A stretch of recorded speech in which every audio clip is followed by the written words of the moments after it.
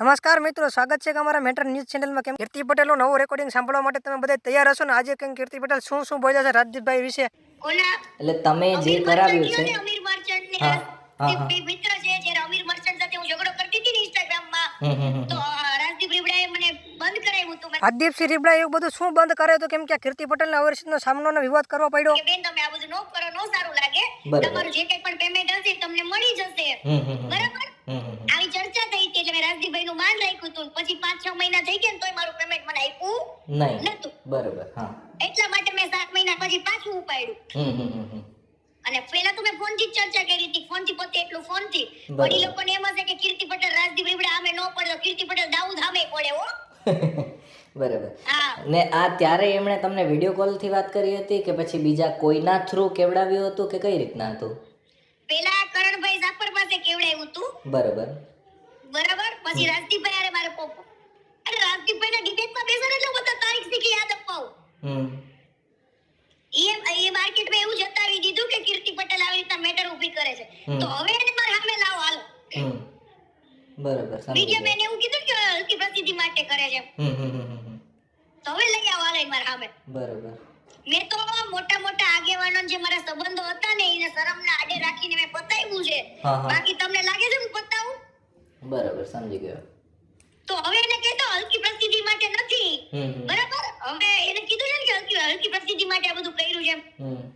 બધા મીડિયા મને મેસેજ છોડ્યા ને આમાં. હા, બધા છોડેલા છે. કયા કયા મીડિયામાં આપ્યા એને? બધી જગ્યાએ આપે તો ઈ જ આપે છે ને હલકી પ્રસિદ્ધિ વાળું.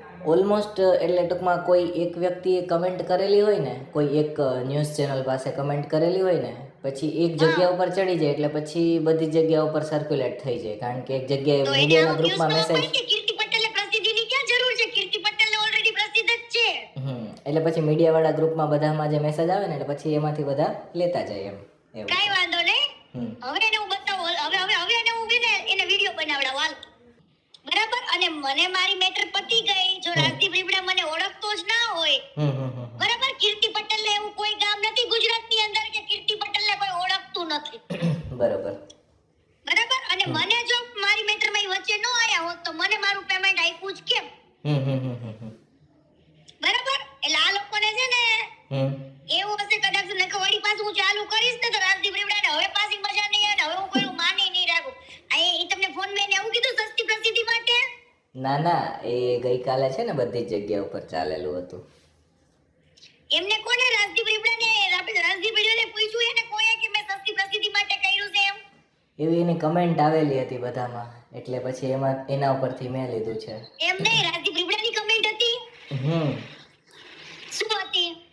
કે સસ્તી પ્રસિદ્ધિ માટે એ બધું કરે છે અને મારે એના ઉપર કંઈ કહેવાની જરૂર નથી. અને આજે એમની ઇન્સ્ટા પોસ્ટ આવેલી છે ને ઇન્સ્ટા પોસ્ટમાં લખેલું છે કે ભાઈ મેટર પૂરી થઈ ગઈ છે, તમે તો લાંબુ એમને કરો. મેટર એને ચાલુ જ નથી કરી તો પૂરી કોણે? ને હમણાં આજે તમે વિચાર કરો કે હું તમારું ખોટે ખોટું નામ આપું તો તમે મને છોડો?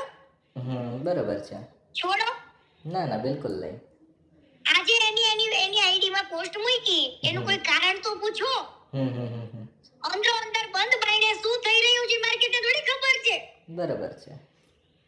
આજે કીર્તિ પટેલ રાડો પાડીને બોલે છે તો એ સત્ય વ્યક્તિ છે એટલે બોલે છે. પુરાવા લઈને બેઠી છે એટલે બોલે છે. તો રાજદીપ રીબડાને એમ કહો કે કીર્તિ પટેલ આ રીતે ડિબેટમાં બેસવાનું છે, લઈ આવો હાલો મારા સામે. ઓકે, બરાબર. આવશે પૂછી લો હાલો. વાંધો નહીં, આપણે ફોન કરીને પૂછી લઈએ. બરાબર. અને નો આવે તો રેકોર્ડિંગ મૂકો, હાલો કરો વાયરલ. અને જો ઈ એમ કહેતો હોય સસ્તી પ્રસિદ્ધિ માટે તો હજી હું પાછું ચાલુ કરવા માટે ગયો મને મારું પેમેન્ટ મળી ગયું છે.